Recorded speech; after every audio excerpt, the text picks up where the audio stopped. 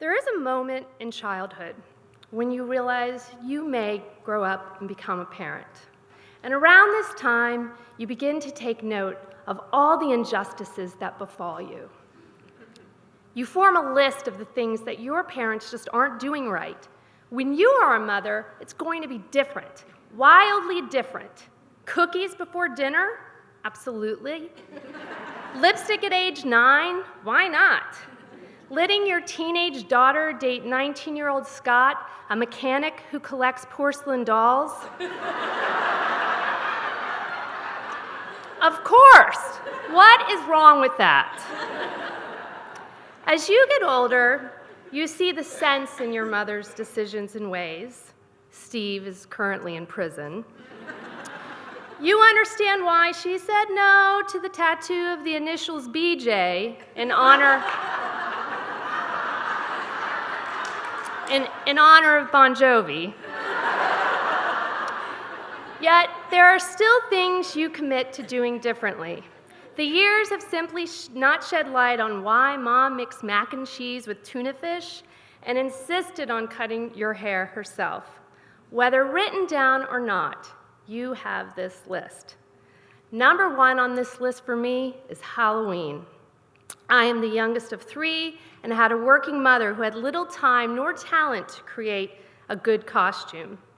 In the 70s and 80s, costumes were made, not bought, and as a result, I alternated between a ghost and a hobo almost every year.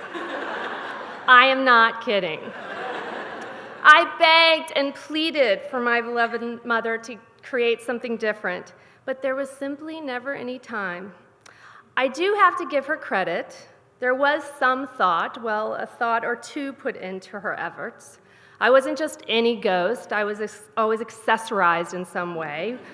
One year, I was a ghost with a bow tie. Another year, she safety pinned our town name on my ghost costume. Get it? You're a ghost town.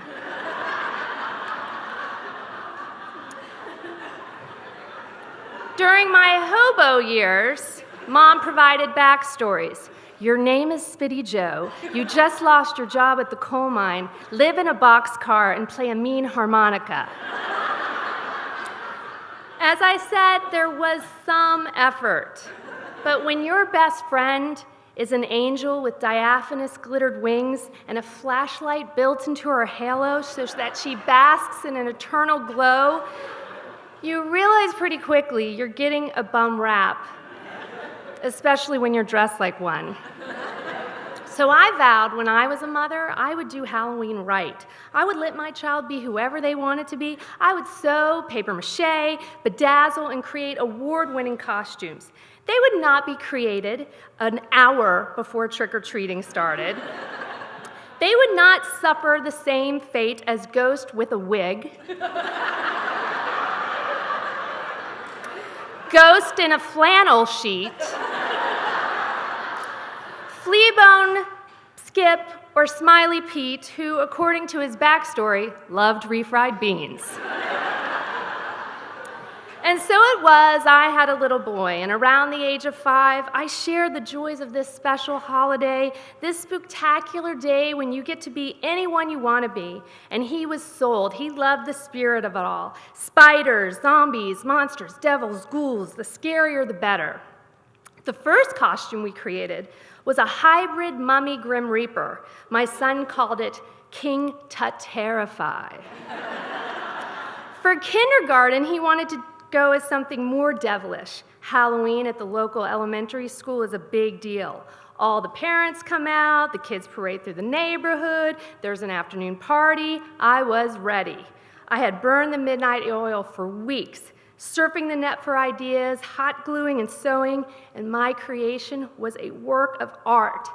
So I was surprised to receive a call from the teacher on the eve of the event. Hi, the kids were doing presentations on what they're going as for Halloween tomorrow. We need to ask Adam wear something different. Really? Why? He wore something along the same lines last year.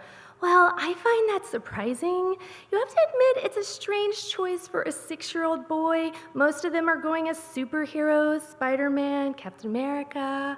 I think this is ridiculous, I announced. The school advocates creativity. This is what he's chosen. He doesn't want to be a superhero. He's created this whole character. We have sent out specific guidelines. No racially insensitive costumes. This is when I stopped and asked, what did Adam tell you he was going as for Halloween? The teacher paused. Your son says he's going as a black whore.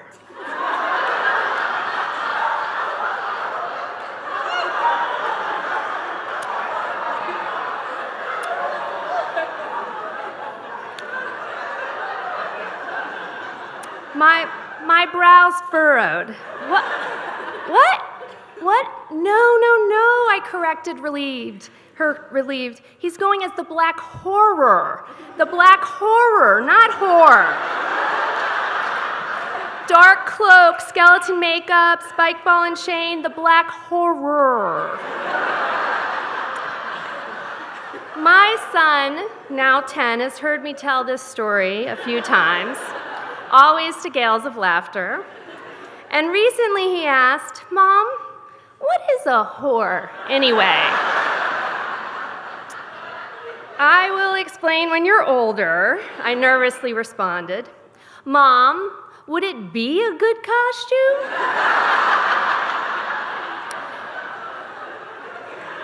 Little does he know that the whore costume, or some iteration thereof, makes up about 75% of the adult female Halloween market. Tickles the Sultry Clown, currently available on Amazon Prime for those interested. But my response to him, now as a working mother of 3, how about next year you go as a hobo or a ghost?